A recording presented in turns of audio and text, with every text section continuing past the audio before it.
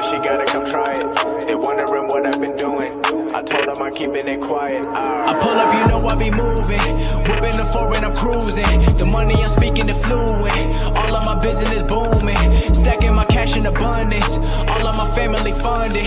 Finally got what I wanted. Life is amazing, I love it. Everyone know that I run it. Yeah, look at me now, I came up. I've been thinking back then when I almost gave up on the game, cause I never got it my way. Never got my mama whip on the driveway. I've been making all hits on a Friday. Back then I was getting like no plays. I'm never gonna change, no Kanye. Gotta get a Lambo like Green Bay. I made a lot, but then I gave a lot, and now I had enough. But I've been keeping up, and now I pay the price to what I'm dreaming of. I had to sacrifice, and now I see the love. Everything beautiful. Lucky I never got trapped in a cubicle. If I did it, then you can do it too. Just follow my moves. I pull up, you know I be moving. Whipping the foreign, I'm cruising. The money I'm speaking is fluent. All of my business booming. Stacking my cash in abundance. All of my family funded. Finally got what I wanted. Life is amazing, I love it. Everyone know that I run it. Yeah, my family home for the holidays. I'm in the studio cooking up music, cause I know I never got time to waste. This is a decision I gotta make. Made it here, I can't stop now. Had to make what I got now. This the life I chose, seen the highs and lows. I've been getting what I want now. Middle finger to the middleman. Fuck what you posting on Instagram. Never been part of the fake shit. Everyone rapping, I swear that I hate it. Yeah, all of them wanna be famous. Give them a week and they fading. You buying a chain, I'm buying a crib, cause we not the same. I pull up, you know I be moving. Whipping the foreign, I'm cruising. The money I'm speaking is fluent. All of my business booming. Stacking my cash in abundance. All of my family funded. Finally got what I wanted. Life is amazing, I love it. Everyone know that I run it, yeah.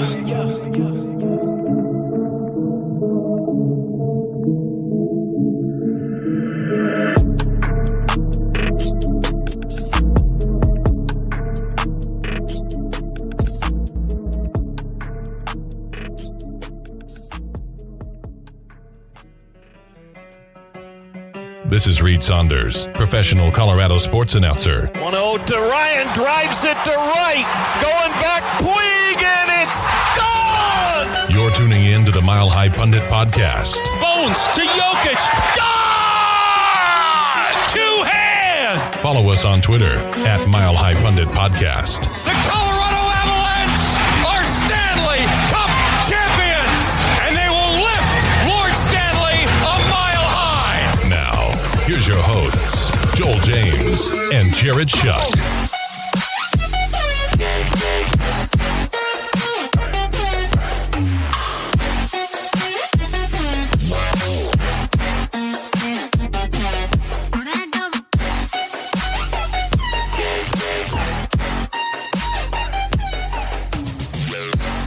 Okay, well, Joel's late, per usual. Let me show us. What do you want me to do? What do you want me to do? It's playoff time, though. I'm so excited for this.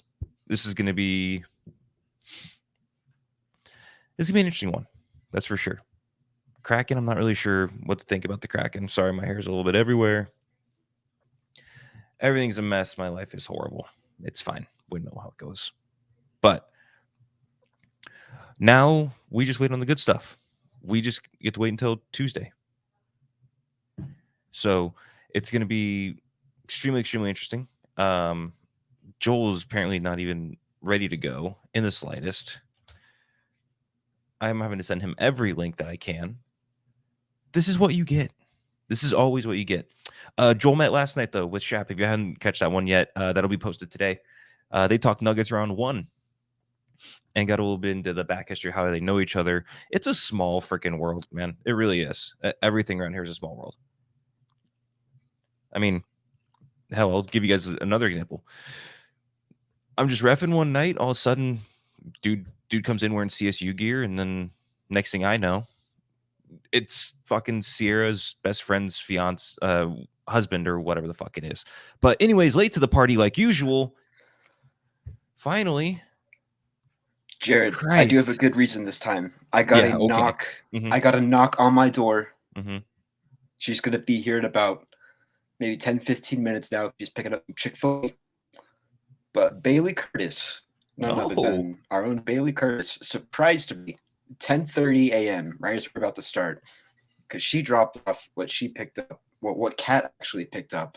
And for the people who are with us on video, super, super beautiful Avs themed case for a phone. And just shouts out to Kat. You're a real one for this. Showing you all the love right now. I can't wait to get this open. Probably gonna go grab some scissors and slap an iPhone while we're doing this. But yeah, sorry for the delay, and had a great sort of late night kick with Jake Shapiro as well. So Yep. I was for those of you who tuned into that. talking a little bit about that. Not too Awesome. much, but a little bit. Awesome. So how have you been, bro? What's Dude, it's what's new with been you? I mean, I texted you this morning, my allergies are kicking my ass. Yeah, I can So- kind of tell. That blows, man. I mean, I haven't felt good all week, but I mean, you just got to push through sometimes. Yeah, But I mean, I got old reliable here, so there you go. it There should you work out pretty well. And I'm actually still actively working on graphics for the show, so is what Nice. it is. I'm trying to really trying to dial this back in a little bit more than where it's been. For But sure.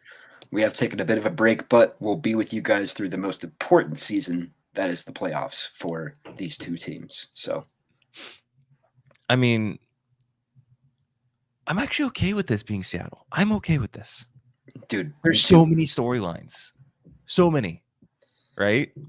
I mean, we it's gonna be take great. your pick, honestly. Like, for one, I mean, Burakovsky's not going to be in the series. That came out this morning. Mhm.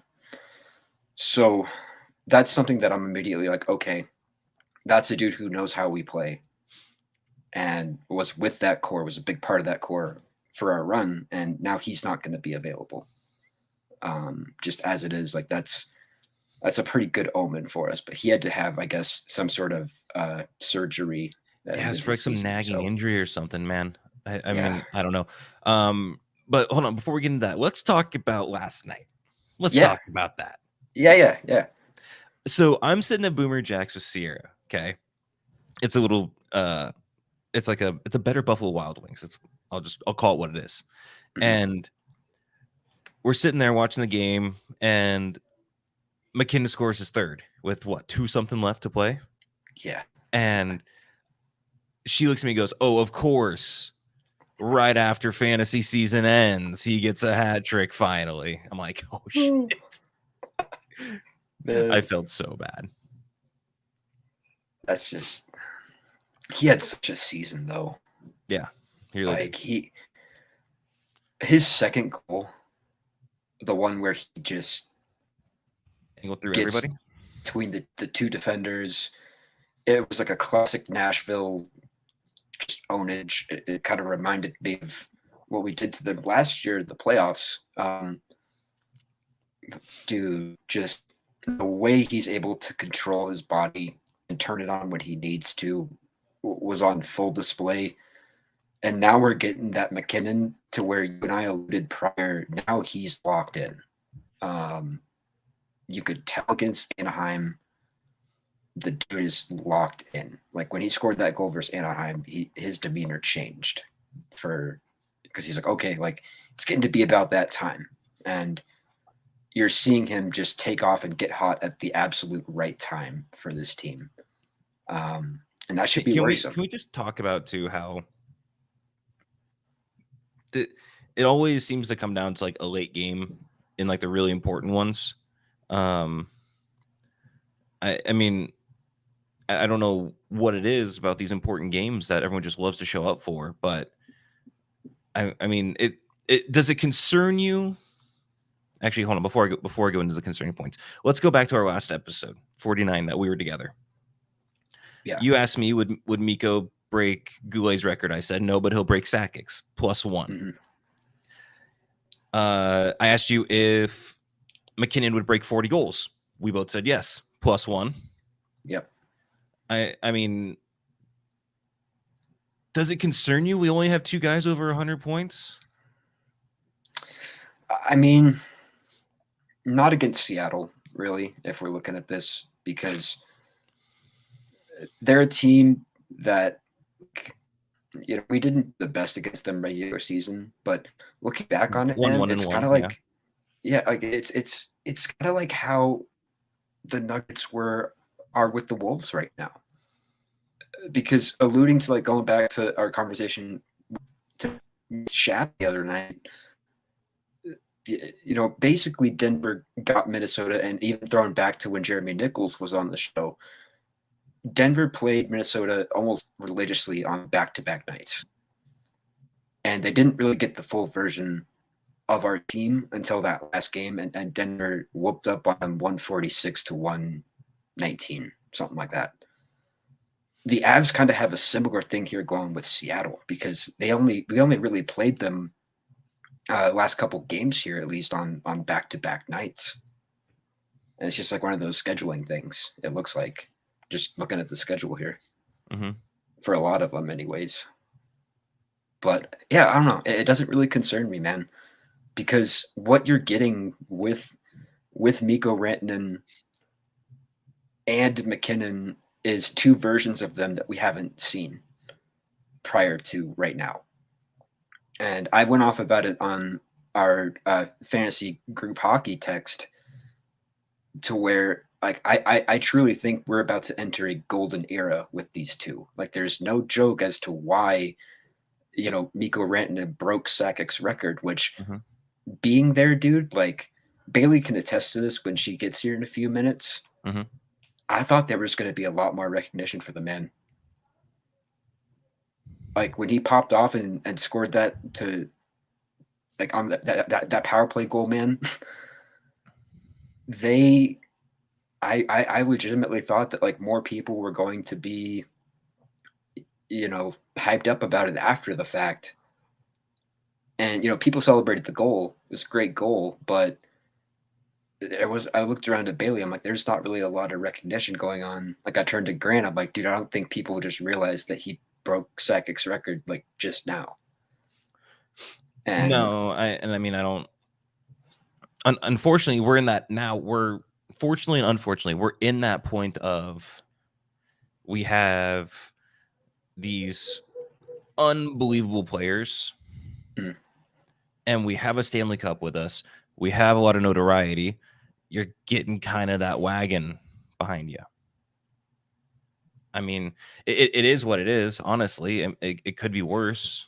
So yeah, I'd much rather it be this way.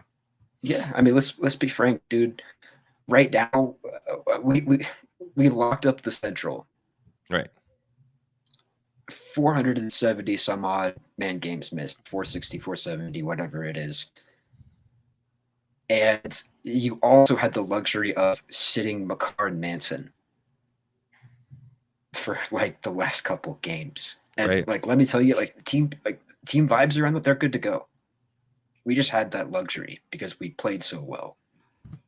Alluding to what we talked about previously on the show with just that absolutely insane record, right. Coming off here. But just the fact that you're allowed to, that they had the confidence to do that says all like you need to really know about this team right now. They're locked in. Mikko and Mac having this just Super Saiyans of seasons isn't a fluke. They can both create stuff on their own, and you can interchange them in different lines if you want to, with Lehkonen and Nichushkin back. It's unfortunate news that Landeskog is out for the playoffs, but let's be real, this team has done what they needed to do to clinch the Central. And like, I couldn't be prouder of them, man. Like, just knowing what they've had to go through this year. Like let's Dallas, for example. Big bad Dallas with Ottinger, the people who say Avs are going to have some trouble with, they've had to go through, it's under 100 man games missed. And you compare that to the Avs, and you just sit back and think for a little bit. Like, but yeah, I don't know. Not too worried about Seattle. I mean, in other series, like it may become an issue where that depth does become a little bit more glaring, but man, like I'm stoked that like we're finally here. Like playoffs back. I'm excited to get it going. And Seattle couldn't have been a better first round opponent, really, because I didn't want to play the Wild. You know how I feel about them. Like that as a first round matchup would have been like I like how we're able to ease into this one a little bit. I don't know if you call it easing in. I mean, if you really do look at it, Seattle, holy shit, Seattle. If you put a D at the end of fine, you're not fine. I mean, Seattle's got some pretty good depth scoring. I mean, Jared McCann, 40 goal scorer. Jordan Eberle's still putting up 20. Jaden Schwartz still putting up 20. Matty Bernier is 20. I mean, yeah. Cam is their leader for goals scored. Yeah. Yes. Okay. I mean, next closest guy was Bernier's at 24, Sprong and Schwartz at 21, Eberle Bjorkstrand's still in the league, damn, at 20. But I mean, he's our highest points guy at 70, but it's not as huge of a gap like you have with Colorado, where you have 111 to, what was it, 105, 106? Where was it? I had it. 105, 111 to 105, and then you have this drop off to 66 points. I mean, I get it. That's your elite guys right there, and they're making their point that they are elite, right? But that's tough. That's a tough drop off. No, it is, and like I think I was one of the first people to say it, just kind of on this new season. But we had talked about it prior. This F's team is not the same team as the 90-point second center in Nazem Kadri last year. Like. Right. But because of that, they're a little bit maybe underrated in the playoffs, and they should be looked at as just this sleeping sort of beast that nobody really wants to wake up, because we know what they can do when games are on the line. And like I feel like this team just got a little bit hungry. But I mean, it's like everyone's picking Edmonton out of the West right now. Like there's not a lot of people that are on outside of Colorado really that are, as high on the Avs as they were last year. Which, like, a lot of that has to do with the injury problem, right? Let's call a spade here. Okay. Yeah. Sorry, I just finally got this updated. I'm so sorry. It took me a minute. Okay. Even with I even know who's broadcasting the game. I got you. We're fine. I don't know why they're splitting ESPN and TBS. Whatever. I mean, what were we talking about? Shit. Basically just that drop off in. Oh, the point production drop off, right? Yeah. I mean, but your elite guys are going to show up at elite times, right? Mm-hmm. I mean, for Seattle, they haven't had Burakovsky all year. He played one of the lowest amount of games for them outside of goaltenders. Actually, he's the lowest most returning guy.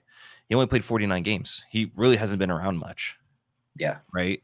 Eli Tolvanen has only been around for 48, but he came over from Nashville early in the season. So, I mean, and Evan just said it really well. These two save percentages could be the biggest problem. They really could. So you know how Avs defense helps their goaltenders, Jared? Mm-hmm. Not the case for Seattle. No. They have a good defense. Like they generally have a pretty stout defense. Like I had Adam Larson for most of the year in fantasy for a reason. He's one of my first waiver wire pickups. Like they have a great defense. It shouldn't be taken lightly, but Grubauer, it's that weird issue that you're seeing to where the defense is performing, but Grubauer is not. Mm-hmm. And it's kind of what we've alluded to multiple times with this in this show. But yeah, that kind of is a tell-all, really. And I mean, we haven't heard anything about any guys on the injury front either yet, though. Like, what's going on? We're all in the dark on this, which is kind of annoying, right? But I mean, I don't know. I think it's gonna be a bigger issue that Landeskog is out than we're actually putting stock into at the moment. Yeah, I just don't think it'll happen against Seattle, is what I'm alluding to. Like, that's a problem for later rounds. Yeah. But how many games do you think it goes? Just curious. You know me, I'm not a big sweep person. I don't believe in sweeps. I don't ever believe in sweeps. I also had that thrown in my face a few times last year. Rightfully deserved, obviously. Man, I'll safely say that I'm going to wait till the end of this podcast to give my answer for that. Fair. Because I don't think we've done a good enough job previewing this quite yet. So yeah, no, I want to dig a little facts. deeper before we get too far into that. For We're sure. giving away the For best sure. stuff early. Why are we doing that, Joel? But yeah, I don't know. With it just kind of with the injuries, man. I mean, you've got it on the ticker down there. You know, Blandy, obviously, you haven't had his services all season, so this team knows how to win games without him. Games that have had to win, especially in the last couple months. Manson and McCarr and Lekanen, Helm also, like, it's just good that these guys are traveling with the team. You know, you're still in that headspace with them. Evan Rual from Colorado Hockey Now. This was an hour ago. Josh Manson should be go for Tuesday, and they're waiting word on McCarr. They anticipate him playing. If he does, Colorado will dress all McCarr, Taves, Byram, Girard, and Manson in the same game for the first time since November 4th. McCarr was skating this morning. Again, shout out to our boy Brendan Vaught. Looks like he was doing some serious crossover work and some cross under work. So, I mean, just even getting one of those two guys back is going to be disgusting. But anyways, on with your point. Basically, I mean, they alluded to it kind of right there. You know, these guys are to go. And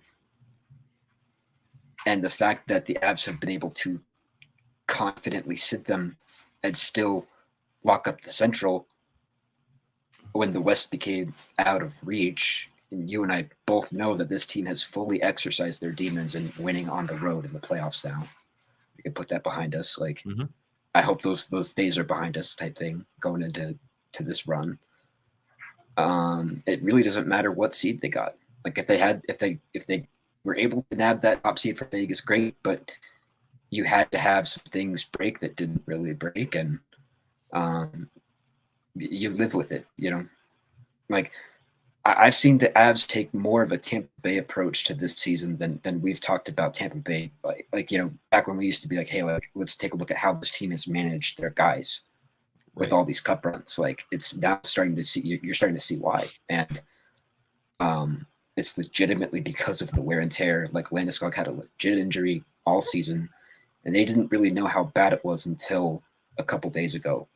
So all the Avs fans that are crucifying this team for not doing enough at the trade deadline, just kick rocks, honestly, because they didn't know. Like, they were just as in the dark as Jared and I here, and just as in the dark as all you guys about it too. So with the amount of stuff that I've been seeing on Twitter, especially from Avs fan Twitter recently, it's like, guys, like, chill out. We're still in a great spot, you know. Although Lars Eller isn't my number one option for a shootout choice. Saw that live in person. It was raw. It was real. And, you know, I just wish they took like more of an approach to that, to where you could pass that off to someone. Like, oh yeah, let Nico take. Yeah, that. but you can't though. That's the whole point of being fouled from behind. The guy who, that's the guy who would have to be like a man. I would never want to see that rule changed. I really wouldn't. That's not the hockey purist in me. That's literally the player in me. Like, if I got fouled from behind, right? Same, like, and that's what I hate about soccer, right? Let's say you're playing defensive mid and you come into the box and you're making a great run and you get fouled in the box, and then striker's gonna go take the kick. Why? Yeah. Why not just let the guy who got fouled take it? Yeah. That makes more sense. It does. Makes way more sense to me. It does, man. But I mean, all in all, I mean, like I said, I'm Seattle doesn't scare me that much, right? The only thing that does scare me is that we went 1-1 against them. Mhm. Okay, which means they're 2-1 against Colorado. Outscored Colorado on average in those 3 games, 2.3 to 2.0. And I believe 2 of those games were at Seattle, if I remember correctly. Hmm. Can't remember. But Well, let's they not lost forget that lost one in back to October. back, just back to back games though. Yeah, but they won one of the back-to-backs, and then they dropped the other one in OT. And they won in Seattle. Again, all it's going to come down to, again, here's what it comes down to every fucking year. Can you win on the road? Can you win on the road? If you can't win on the road, you're fucked, right? Mhm. And so far, everything I've seen, because stats don't lie, they don't, this team can win on the road. And they can win on the road a lot. Mhm. I mean, just even from last year, what was how many games they won on the road last year? It was something stupid like that. There was some stupid number, and I gotta find it again. It was a team record, I think, And it's not on they set a NXT. franchise. They set a franchise record for road wins, if I'm not mistaken. And we talked about that as a big factor as to why they were going to make a deep run. Of course, because it's not good on NXT. because good teams do win on the road. Right. You have to. Like it's kind of why like no one's taking the Golden State Warriors seriously this year as opposed to last year, because they literally went 7-30 on the road. 7-30 plus. Like good teams, you have to be able to win on the road. And every series they clinched last year was on away ice, including the Cup. So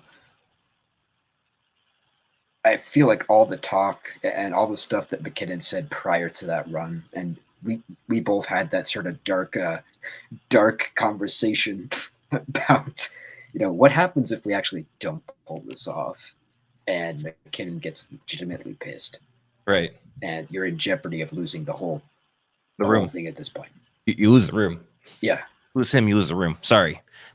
We all know how great of a leader Landeskog is. We all know it. The guy who drives the fucking bus is McKinnon. He drives that bus. you can see it in his eyes.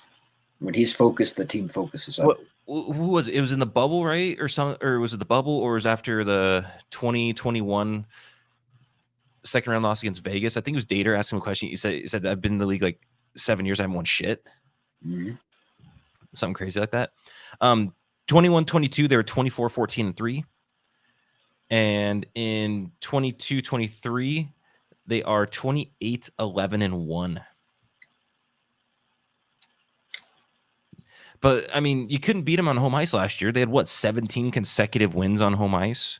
Yeah, and they won in ways that, like, it was different people all the time stepping up, just different ways of winning. Right, it just didn't make any You could sense. goalie one night, you'd have an OT win the next night, you'd have Landeskog popping off one night, you'd have Kale doing his thing one night. I mean, it was just such a beast of a team. Right. And that crowd behind them was a legitimate crowd.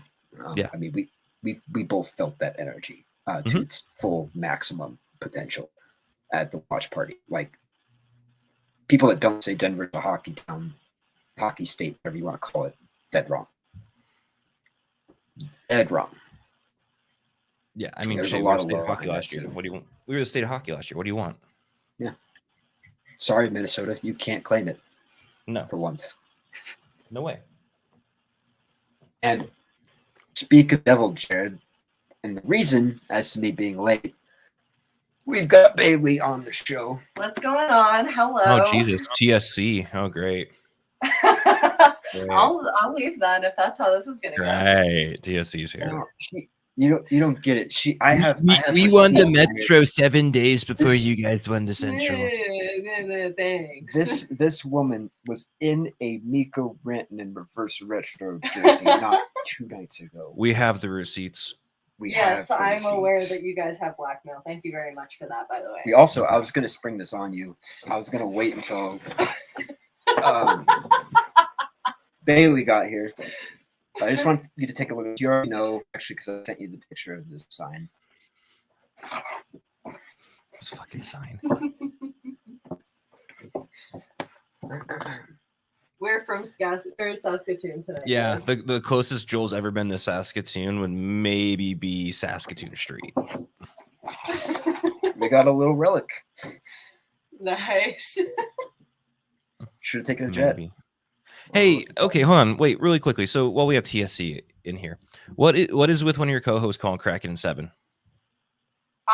Dude, don't ask me. Don't ask me. I'm asking you. I saw that somebody put up on Twitter, Avs in 3 because Kraken won't show up for game 4. That was Evan. That was Evan. That was Evan. beautiful. I feel like I got to give a little bit of credit to Seattle. That's why I gave you guys in 5.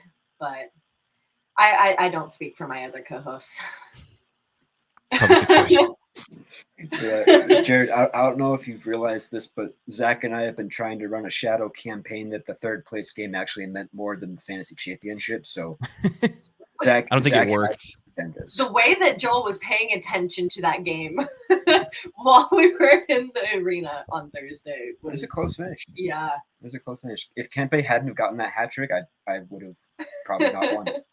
For being real. Yeah. But I mean, fair enough. Where were Sorry we? to interrupt. TSC came in and just took me off my. for a good reason now. Okay. Again, She drove all the way up from the Springs just for that. Yeah. Yep. Well, that and we're doing crunch wraps later. yeah, we're gonna make some crunch wraps. Yeah. Does Grant know about this? He does actually. So So assuming we get McCarr and Manson back, you literally have the exact same. Oh no, you don't have the exact same. You actually have a better defensive core than what you had last year. Yep. I mean, you really do. And even if you have another guy who gets hurt, let's call it Jack Johnson. Jack Johnson gets hurt. Brad Hunt steps in. I'm okay with that. He's proven himself. Anybody other than Curtis McDermott, please. I mean, if you get Helm back, who do you take out of the forward group? You can't take Mulligan out. No, This account is a Dennis Mulligan Stan account. We are stands. We stand. Yeah, he's been on just an absolute heater. Thank you. Recently. I mean, so Bailey, when we went to that game against Winnipeg, Jared, we asked the guy, like one of the dudes who was watching over the section because we got there a little bit late. We're like, oh, who scored? And speak of the devil, hi Zach. I couldn't resist that one.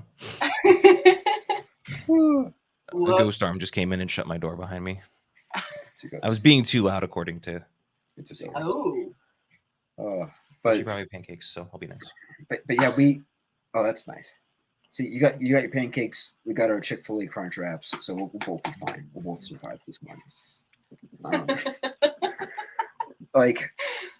See, we got into the arena and we asked. We immediately they were up 1-0 already, so we're like, who scored? Like who? Mm-hmm. And it's like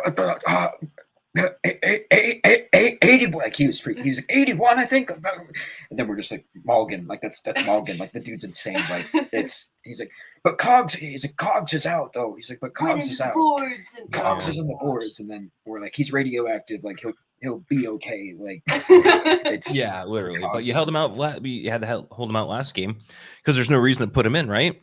Right. Yeah. I mean, you told him out because it's a throwaway game. You know you're going to pump Nashville. I don't give a shit that Nashville did some crazy shit and beat Minnesota the other night. Minnesota's not Colorado. Minnesota doesn't have anything to play for either. Minnesota was locked into the 3rd seed on They're Monday. locked. They didn't give a shit. They weren't Yeah. locked. No. They had set Kaprizov and like multiple people. Like they still managed to somehow beat Chicago, which was surprising to me, but not really. But then I'm like, damn, like, but I don't know. It's just one of those things with Nashville to where it's like every time I play them, I'm not worried, and that's not really a slight to Nashville. It's just the truth. Right. Because I got family down there, so I can't be, you know, I can't be bagging on that. No. Speak your truth. It's okay. So, I thought that's what MHP was known for. Jeez.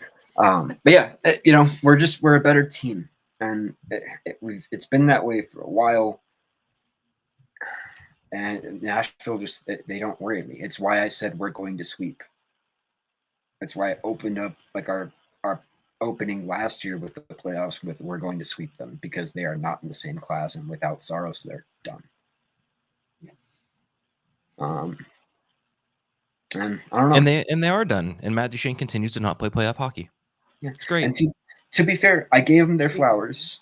To be fair, I did try to give them their flowers because you asked me the question out of Calgary, Nashville, you know, who gets that, you know, who's going to get that last wild card spot. Right. And I legitimately thought that at that point in time, it was going to be Nashville. Like I did not think Winnipeg was going to snag it because I don't trust Winnipeg. And it's just one of those just weird things to where you just kind of have a gut feeling whenever you play that team. And Calgary ended up to be, you know, not who we thought they were.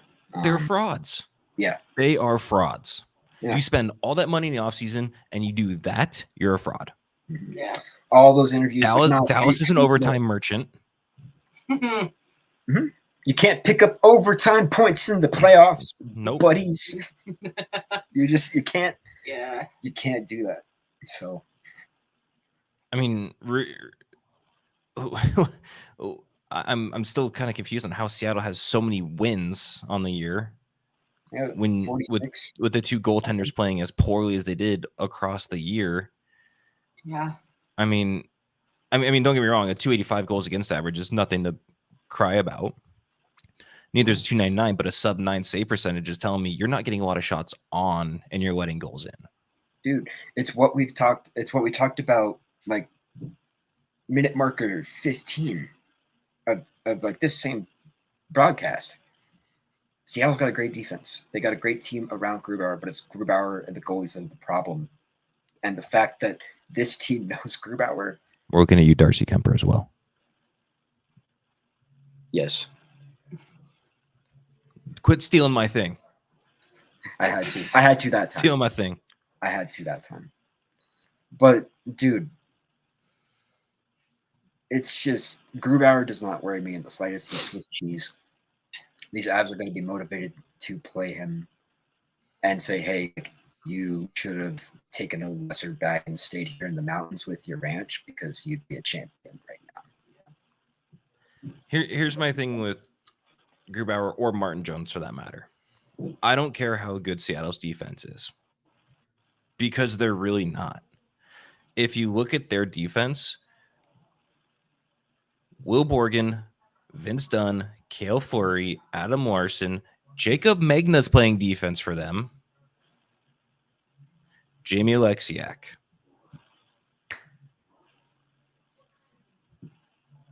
It's a good defense. I mean, what in there scares me? What? Honestly, seriously?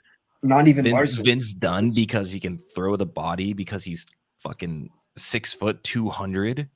Okay, cool. Adam Larson because he's 6'3", 209. I mean, all their defensemen are over 6 foot, which you know what that means? They're slow.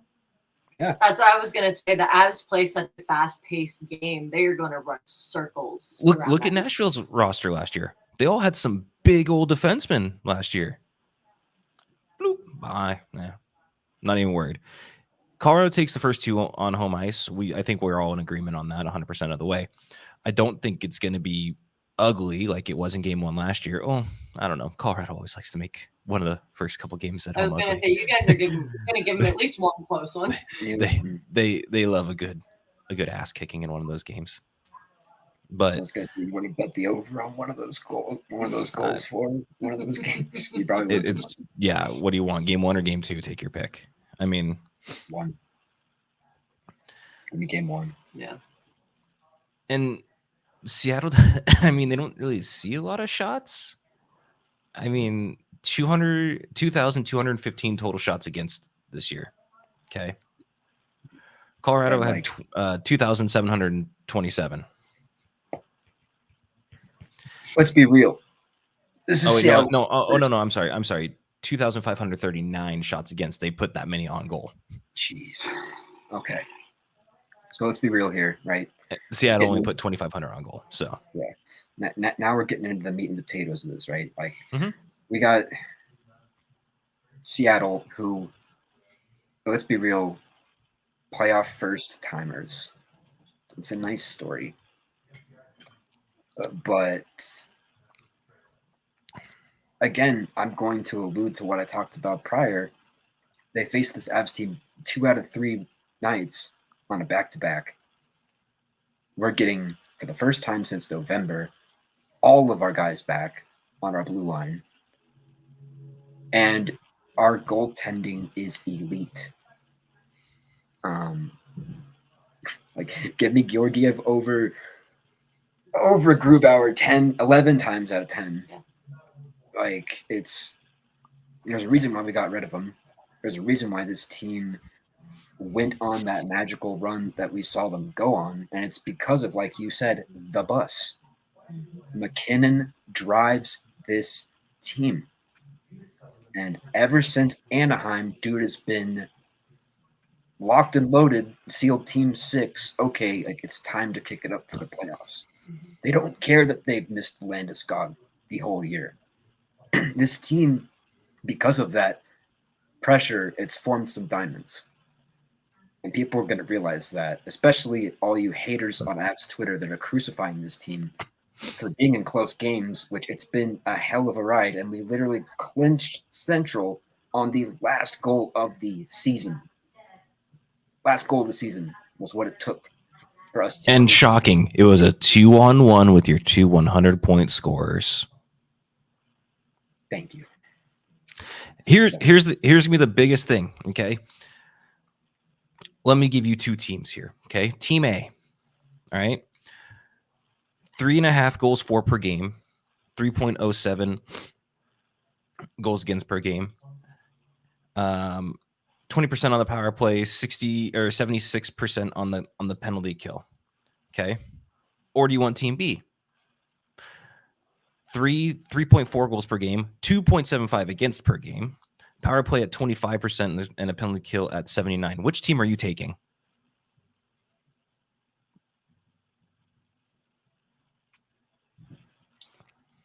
Yeah. This is not that hard of a fucking question. This really isn't. So go just the 4 statistics again. Okay. Team A, goals for 3.5, goals against 3.07, power play 1975, penalty kill 76-69. Nice. Team B, goals for 3.38, goals against 275, power play 24.9, penalty kill 79-27. Yeah, I'm taking B. B every single day. 100%. And which team is Team B? Probably the Avs. Colorado. Yep. I'm taking Team B just on goals against per game. One of the best power plays in the league this year. Okay. But it also just shut down the best power play in the league. Damn near league history good in Edmonton the other night. Shut them down. Yeah. Without 4 of the top 6. Without 4 of our top 6 guys. We rested Makar, who is, these guys on the Surge cast, and in all due respects, Slavin has locked up McDavid recently, but Makar did that on the national, just elevated level, and we were able to do that without him in this match. Yeah. people in Edmonton don't realize what's coming for them. I really don't think they do. Because it's still the same McKinnon that burns through your team. And Stuart Skinner, cool. But you and I both know that team is still a couple steps away as far as defensively from even holding a candle to the Avs. Sure, they've got talent. Look, I'm not going to be bagging on McDavid and Draisaitl, but I'd rather take McKinnon and Rantanen over them this year. Every day of the week. 150%. That's not me being Homer. That's me watching them play and watching them all year being decisive and have that killer instinct that was sharpened in the run to winning the Stanley Cup. Edmonton doesn't know that. Like, they haven't experienced that yet. They got swept. Let's be real. Like, they're going to have trouble with the Kings round one legitimately. I think Minnesota-Dallas goes 7. Yeah, I hope it because does. that goaltending tandem in Minnesota is pretty damn good. Yeah. Ottinger's good, don't get me wrong, but he's gonna have to play 7 games in 14 days, just like every other goalie is. Yeah. He showed last year he could do it, but he needs something in front of him. Ryan Suter's not the answer. Yanni Hakanpää's not the fucking answer. That's for sure. Thanks, Hakanpää. Worthless. We know that well. I mean, and as good of a goal scorer Robinson is, he can't carry the team against Minnesota. He can't. So, really quickly, let's pump the socials. On Twitter at Mile High Pundit, on Instagram at Mile High Pundit Podcast. You had to put the podcast at the end, apparently. Don't know why that happened. Mile High Pundit was already taken as a username, believe it or not. It was some deactivated account, and I was like, "Oh, that's weird." And then we're also on YouTube. We're on both channels right now. We're on at 5GSN and at Mile High Pundit. So follow any of those, or don't. I don't care either way. I still have pancakes. Doesn't matter to me. Okay? Hot stack of cakes. Joel, about 13 minutes left here. Who's the X factor for the series? For both teams. Who's going to be the X factor for both teams? We did this last year. It worked really well. Let's do it again. So, for Seattle, your X factor has to be Grubauer. You and I both know, and we've talked about it most of the show, how well that team plays around him. Like, it's there. All the numbers are there. All the numbers correlate to it. But the one dip is Grubauer. So in order for them to actually have a legitimate shot in the series, which is what that X factor boils down to, Grubauer has to have himself like a 950 save percentage throughout 3-4 games if they're going to have a chance. And even then, he might lose a game because McKinnon knows him. Yep. And that's the dude who's going to be breathing down your neck. That's going to be his downfall, is the fact that this team knows him so well. So that's my X factor for Seattle. But I'll throw it to Bailey or I'll throw it to you, one of the two. Good, Bailey. I haven't done my research. Shit. On the spot. Welcome aboard. Welcome. Yeah. For Seattle, I'm going to take a bit of a different approach. And this is something I was talking to you, Joel, at the game on Thursday. Geez, why am I blanking? On the spot. On the spot. It's still live. No, they just have it, like, the confidence I've seen on the forward line has been, I think it's changed a lot this season. I don't think they'd be sitting in a playoff spot if they weren't. But you've got a really, really solid rookie who's never seen playoff time, much less team that has the experience to kind of show him what playoffs look like. But I don't know. I'm sitting here rambling. You've got a nice forward line and a guy in who am I talking about, Joel? Why am I blanking? For rookie, Seattle. yeah, rookie. Beniers. Matty Beniers. That's it. Thank you. That's going to be my X factor for this series. You've got a guy who's sitting in as a rookie finalist for the year. I think he's going to kind of take this opportunity to show exactly why he's kind of helped this team to be in this spot, and helping them to make a decent push against you guys. So Mine's gonna be a little bit different, kind of a combo of everything here. Mine has 4 people involved in Seattle's X Factor. wow. It's Okay. their forward. It's their center core. Ooh, Okay. The only way Seattle stands a chance of the series is smoking Colorado in the circle, and I'm talking 3 to 1 in the circle, 75%. Okay. I look up and down Colorado's lineup. Nobody's good in the circle except for Lars Eller, the only guy above 50% you in got the to give circle. JTC some love this year. Okay, but he's still under 50%. Under 50%. Right. I mean, we'll give him love for being a good 2C, having 50 points on the year. We talked about in the last podcast and all that, right? But I mean, can you really, if you can't control possession, right? Luckily, it's not 3-on-3 where possession's everything on the first opening draw, which if you notice, Jared Bednar made an adjustment by putting Eller out for every opening faceoff in overtime and having him get his ass right off the ice after. Yeah. That's just fucking smart. End of story. There's a reason why we got that man. Right. So again, that forward core for Seattle, that center core is really going to have to drive the bus on this one. We talk about McKinnon driving it for Colorado. The centers have to get it done for Seattle. 100%. All right. And now who can cost? Actually here, X Factor for Colorado now. Go ahead. Colorado X Factor. I'm jumping ahead. I'll throw it to Bailey first because I've got Oh, a few in mind. Okay. We've already talked about him a lot, or I will say you guys have already mentioned him a lot and how much his skill is going to play a huge factor in how well this team does in playoffs. I think his leadership also is going to play a huge role. I've got to throw it to Nathan McKinnon. Yeah. He goes as the team goes. It's Yes. smart. And I think especially now knowing that there is not going to be a Landy in playoffs as well. He's really going to have to take that extra step and do what he's done for Colorado pretty much all year. And I think pulling him out of the rut that they kind of got in after, injury bug. And Jared, I remember you saying this forever ago, is injuries can't be enough to blame this team for how poorly they were doing.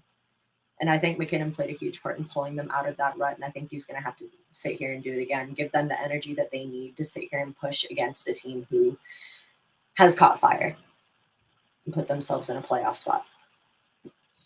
Joel, X Factor, Colorado. My X Factor for Colorado, for me, it's going to have to be a big part of why we had that successful run was our fourth line. I'm very, very, very curious to see what that consists of this year. How they're going to be involved. We know how it is when they're, full head on steam, 4 checks working, and then you roll, a line with Rance and then a line with Mac, and then or vice versa, or together, however you want to put it. That is a lethal combination with the Chushkin, especially being on that top line or second line. It really doesn't matter. But as long as you're able to roll those successfully, Seattle's not going to stand a very big chance, in my opinion. So if the fourth line gets going early, that is a great sign that it's going to be a short series. And I'm not going to say sweep because I don't think Seattle's as bad as Nashville last year. But, if that happens, like, buckle your seatbelts because McKinnon and Ranson, they're going to get theirs. They are. But it just comes down to that fourth line causing some ruckus, creating a little bit of havoc, and getting those dirty, greasy goals at times to really just like drive the hammer into the nail through the stake of the heart of Seattle Kraken for their first inaugural playoff appearance. Stoked to play them, but like their graphic that they put out that previewed the series, it was like from sea to summit or something. I was like, that's some talent. Like, Yeah. I'll give that Fun some. fact: the guy doing their social is the guy who used to work at the Rockies. Get out of town. Mm-hmm. Wild. about you, my friend? But yeah, what about you? For me, the X factor. I'm honestly kind of shocked none of us said it. Oh, I'm going to. So one of us is going to say it. Bowen Byram. We talked about him nonstop on Thursday. He, even with Cale Makar and Josh Manson coming back in, BB4 does not step out of the top 4. He doesn't. Mm-mm. He plays probably with Sammy G, or he plays with Mance, right? And I don't think it's one of those deals, right? But I do think that I do think that BB4 ends up probably playing with even EJ. I could see him playing with EJ, because you saw how dynamic before he got hurt. Gerard and Manson were together, especially in that St. Louis series in those first 2 games. Mm-hmm. And it's gonna be very hard for JB not to look at that and go, they played this way last year, why can't they replicate it this year? And they have been when they play together, when everyone's been when they've been healthy, like we said, November 4th. So it's just one of those where and if BB4 goes off like he can, I mean, shit, you guys saw it live in person, the confidence he's gained with the puck on his stick. Dude. I mean, what was that one? He caught that one. He caught that one off his right, or he caught it on like a broken face off. It comes out to him. He has to go back into forehand and still get it off with as much whip as he did. The dude is ready to go. Dude, so Bailey and I were talking about this, like, as we were watching that game, just talking about like who was standing out. Mm-hmm. Because early goings against Winnipeg, there it was kind of a bench game, so to speak. Mm-hmm. There wasn't a lot of things happening. Then stuff kind of heated up with Nico's power play goal and stuff like that. But dude, Bowen Byram had just flashes to where he was the most noticeable guy on the ice. Dude was constantly moving, constantly pressuring.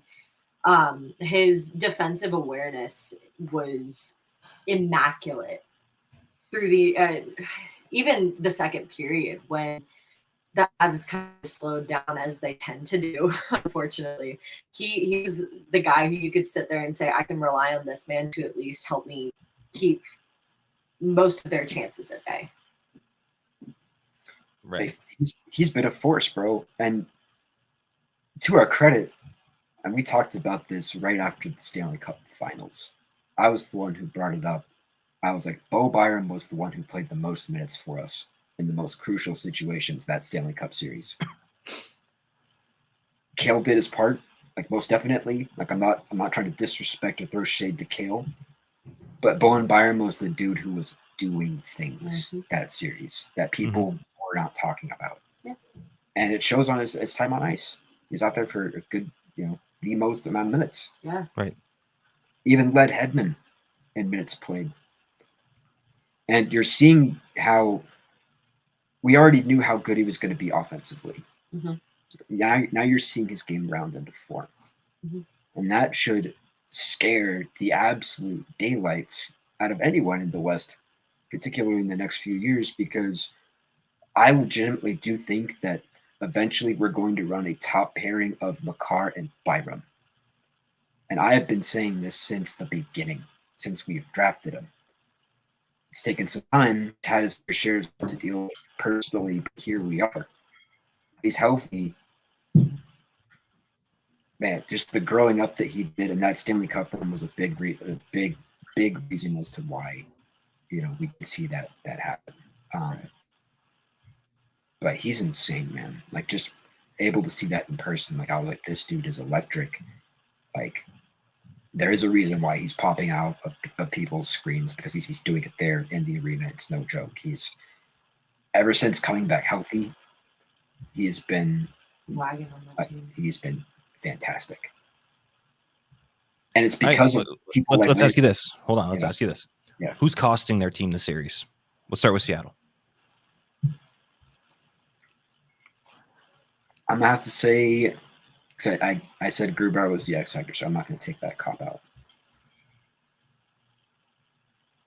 person who costs Seattle their series, I don't know, is whoever their head coach is. Dave Off the top Haxtell. of my head. What's his name? Dave Haxtell. Yeah. Haxtell? Yep. Yeah, he's going to have his hands full. And he's going to make some mistakes. First time getting that, team into the playoffs. I haven't done a lot of, I just think that the Avs are going to pressure him into some stuff. And, I mean, we saw it last year, bro. As soon as teams lose their head coaches, and very true with that. But as soon as teams lose, like, kind of that luster and fire of their head coach backing their team and taking the cop out of blaming refs and stuff, they lose that team.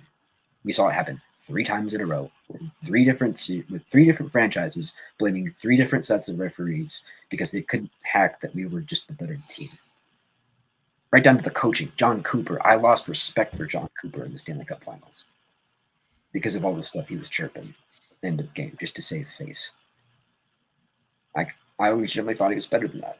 So, in my opinion, the L factor, like the ultimate person who would come down to that, would be their coach. Just in that, if he gets down mentally, that entire team is going down, and that's something that I usually don't talk about on our shows. I usually try to pick a player, so I feel like that's not talked about enough.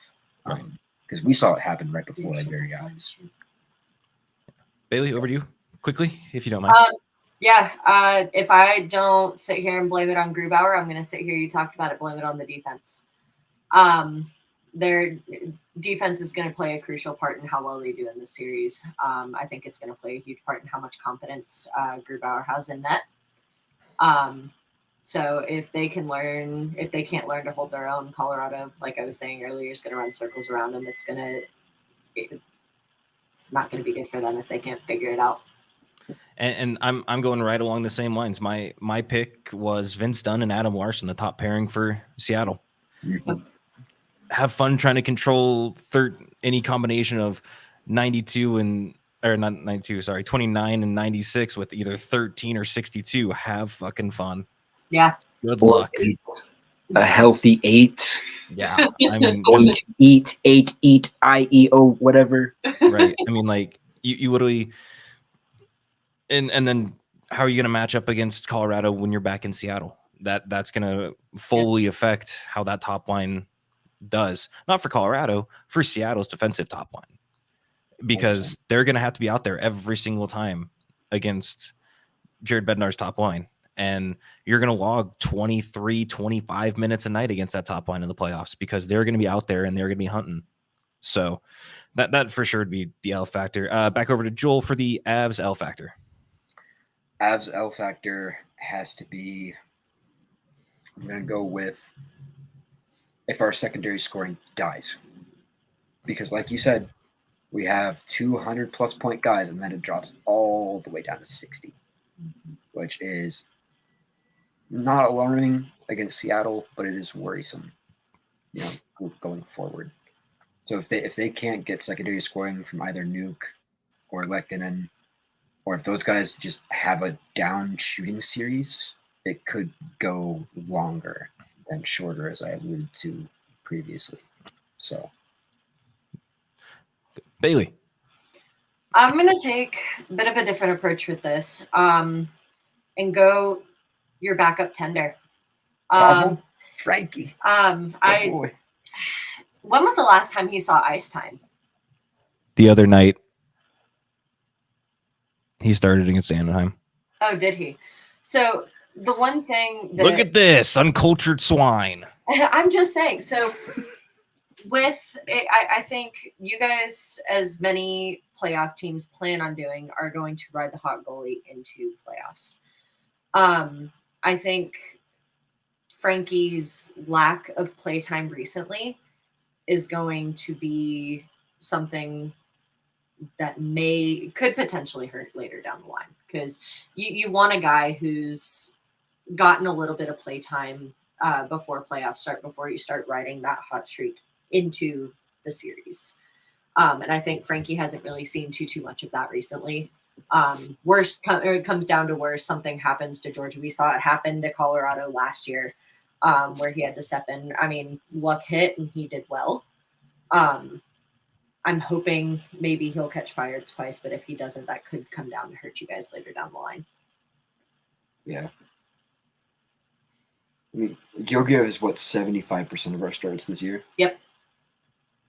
So he's a legitimate one. Something like that. Backup pending. Thanks, New York. It's fine. Jared, same question, man. My L factor is your X factor. It's the fourth line. It's not as good as it was last year, and it's nowhere fucking close. It's not. I mean, we want, bless you. We want to talk about Cogs and Helmer and fucking Nitro coming back. Sorry, I don't. This is a downgrade from last year. It really is. That's fair. This fourth and most of the third line, for that matter, Newhook has taken a step back too. Yeah. Where is that fiery motherfucker that we saw in the playoffs last year? Where was the guy who had so much confidence with the puck on his stick to the point where I look on the ice and go, did he even play? Maybe. Just a thought. Maybe we'll see him for playoffs. JT Compher was a noted playoff performer. Now he's turning into the regular season. I look at a line of Alex Newhook, Logan O'Connor, and insert center here, and I'm not impressed with the third line. And then I go down and I go to Nitro, Eller, and let's call it fucking Dennis Malgin. I'm not impressed. I'm not. I think Ben Myers, not a suitable fourth liner. No. Alex Galchenyuk, keep him off the ice. Don't bring him back to Denver. Curtis McDermott, leave him in the bleachers. Yeah. Like, I would much rather have a Cal Burke, a Jean-Luc Foudy, but guess what? They're in Loveland. Yeah. They got to play in a playoff series. Yeah. Not much we can do there. That L factor is the fourth and third lines for Colorado. Their bottom six. Their strength of their team last year. Yeah. See, that's how you know is now their weak point. That's how you know we're on the same wavelength this morning. My X factor was your L factor. Yep. We getting there. We getting to it. And to kind of go along with both of your points too, to kind of, I think consistency is going to play a big part in how that team performs. I'm hoping going into playoffs, the fire will kind of start to come out a little bit, and they'll realize, hey, regular season's done. The shit we did here is not going to work here a few days from now. And I think Bailey jumping ahead, because here's the last one I want in one sentence and one sentence only. What decides the series? Confidence. Experience.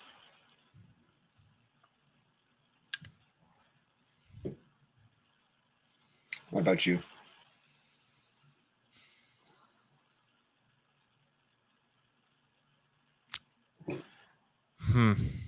I have like four of them, and I don't know which one I want to go with. I really don't.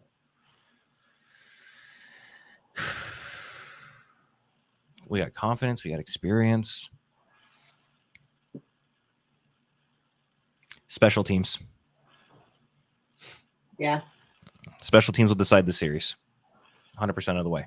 All right, last one. As we close up here, we need predictions.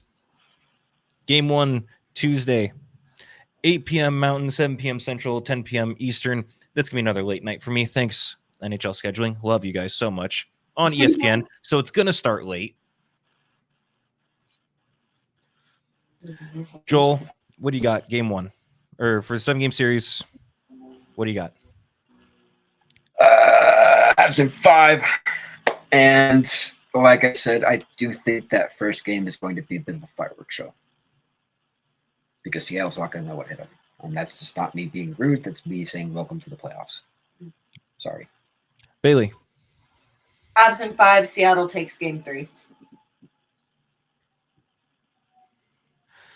Let me be the bearer of bad news. Avs in 6. He said he moves in 6. I knew it. Wavelength. Avs in 6. They drop both in Seattle in games 3 and 4. Okay. Because here's the thing that nobody's talking about outside of Seattle. They haven't had a professional hockey team since the Seattle Metropolitans. Yeah. The most notable hockey team they've had there in recent memory is the Seattle Totems junior hockey team. That place is going to be fucking packed. Packed with people drinking Bud Light. Yeah. Okay. I mean, to the brim. Remember how Vegas was their first playoff series? Oh yeah. That's going to happen again. It's that same environment, and they're going to come out swinging. Yeah. Facts. But they can't. This is a marathon, not a sprint, and they can't keep up with Colorado. We sprint marathons. I've got Avs in 6. Evan's on my wavelength. There we go. Yeah. So Evan reneged his Twitter post about Avs in 3 apparently. So that's interesting. Wild in 7, Oil in 6, Vegas in 6. I haven't looked at any of the other matchups. I feel like a worthless sack of shit. I like the Wild series going 7 games. They can beat the hell out of each other. That Dallas Wild series is going to be a fun one. Where do I even find this? Where's the bracket on here? Bracket challenge. Yeah, you can just go to the bracket challenge. Or I haven't even done the bracket thing yet, guys. I haven't even touched it. Ew. I have to fill mine out actually, but I filled mine out on the way before I looked. It's been busy times here, guys. We've dropped 2 podcasts in the last 12 hours. So please. Yeah, it's true. And we're coming out with a network show as well. Yep. Really quick. Oh yeah. Free pump for that one that's coming out tonight. Stars and Wild. Quickly, how long? 7. And who wins? I want it to go 7, but it's going to be the Wild that win that series. Wild in 7. Okay, Bailey. I think I went Dallas in 6. Interesting. I've got Dallas in 7. Okay. Vegas and Winnipeg. Around the horn. Vegas in. I want to say because it's Vegas this year 6. Vegas in 5. But Vegas in 4. Ooh, sweet. I got Vegas in 4. Oilers Kings. Kings in 7. I've got the Oilers picking that up, thinking 7 games. Kings in 5. Ooh, let's Wow. go. Okay. Corpusalo and Copley are going to carry that because they're going to alternate. If they're smart, they alternate. That's all you have to do, and that's a solid defensive goaltending tandem right there. Yeah. And we'll jump over to the East really quickly as well. Bruins Panthers. For our Surge Cast trends. Bruins Panthers. What's up? Bruins Panthers. Bruins Panthers. I had Bruins in 4. I got Bruins in 6. Bruins in 4. Oh, yeah, they're a wagon. Yeah. Actually, hold on. Let me have some fun with this. I'm going to do it this way, and I'm going to put money on this one. I'm going to go make a bet on this later. Panthers in 4. Wow. We're going to see Tampa Bay all over again. damn. That's bold, my friend. Someone text Jules right now. They need that clipped. Clip that. Toronto and Tampa Bay, another awesome matchup. You know, I want to keep on saying that Tampa Bay continues to get it done and continue to clown on the Leafs. Yep. For every, first round playoff in existence for them, but I honestly think the Leafs get it done this year. You and every other Toronto pundit for the last 10 years. Oh, God. And because of that, Jared, my brain is telling me Lightning in 5. Oh. See, I think I said Lightning in 6. Let me be the contrarian on this one as well. Leafs. After giving you so much shit. Vasilevsky has played like shit down the stretch. My fantasy team knows that. Yeah. I don't care how much of a playoff performer he is. This is 4 straight years of over 60 games played. I can't see how he's going to keep up anymore. Okay. I really can't. I've got Toronto in 6. After giving me shit. After giving him so much shit, Jared. Mm-hmm. It's more fun that way. I see. Devils and Rangers. The Battle Devil. of New York, New Jersey, the Turnpike. The news. That's gonna be a good series. That might be one of the most competitive first round series. I'm just hoping whoever comes out of it, they beat the hell out of each other. It's tough. I honestly think it's gonna be New Jersey, dude. Yep. New Jersey scares me. We know this as fans. We've seen what that team has done to us throughout the regular season. Although the playoffs are a different beast. But New York, man, like all their talk about, conference finals and like where are your fans, guys? Like I don't. They're see in Cary. until they're in Cary, North Carolina. I swear. Yeah, it's just one of those things to where with that team, I feel like Shesty's kind of taken a little bit of a drop off more than they want to admit. Yep. Kind of how you're feeling with Vasilevsky. I feel the same way about Chesterkin. And it's, yeah, I don't know. I really don't think they've done a lot to maintain kind of that same level of play around him that they were showing last year with Kidline especially. So I think New Jersey's going to take that series in 6 or 7. It's still going to be a good series. I think New Jersey's inexperience in the playoffs is going to come to bite them in the ass. As much as I hate to say it, I think it's going to be Rangers in either. I'm leaning towards 6. Rangers in 6.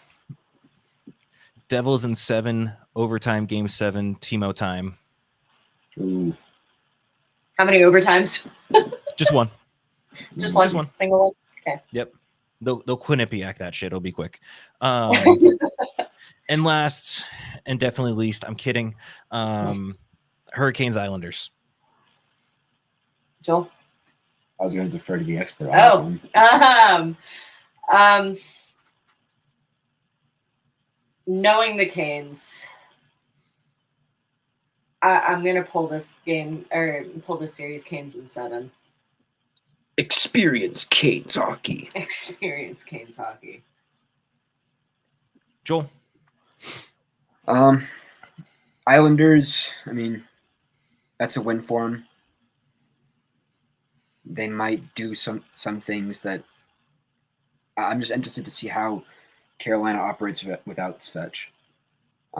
It's a big part of what y'all are gonna do, what y'all have been doing, and we kind of already know kind of the running sort of joke with the shot disparity to goals at times. But I think that the Canes are talented enough to beat the dog out of that Islanders team when it's all said and done. So I think it's going to be Canes in 6 because Antti Raanta is playing out of his mind right now.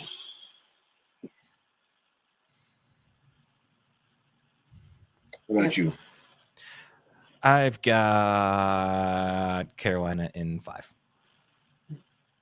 Cool. They'll drop one. It'll be a weird one. They'll drop a weird one, but that's probably about it. Honestly. I don't know. There we go. But damn, we went longer than I wanted to, like usual. Hey, it was a special episode. Now we have a first ever in studio cameo here. It's not really a studio, but get there when it's time. But yeah. Thanks for letting me pop in. Of course, we had to.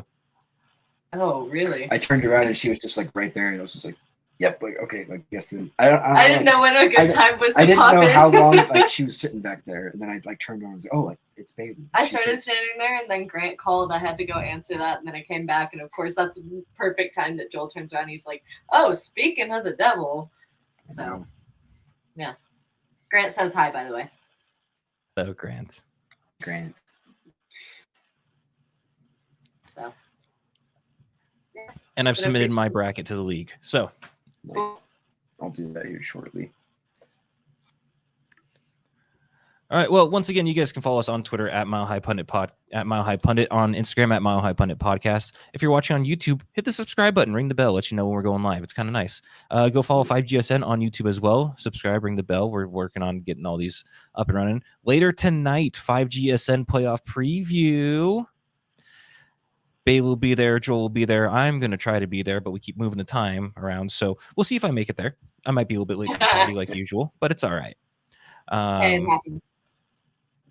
Zach will be there, and we're gonna have a good time on that one tonight, and we'll have a lot of fun with it. Cat might be on too. When does Carolina? Is, When does Carolina start? Monday. Monday. Carolina Monday. Avs on Tuesday. Round 1. Yeah. Best time of the year. Really is. There's nothing like it. Like Christmas. For our random drop-in, very special guest, Bailey Curtis from the Surge Cast, part of 5GSN Network. For my co-host, Stat Guy JJ, Joel James 15, as he was previously known as in a previous life, the artist formerly known as Joel James 15, and myself, Jared. You've been listening to Mile High Pundit Podcast. Have fun with Game 1. So yeah. Peace.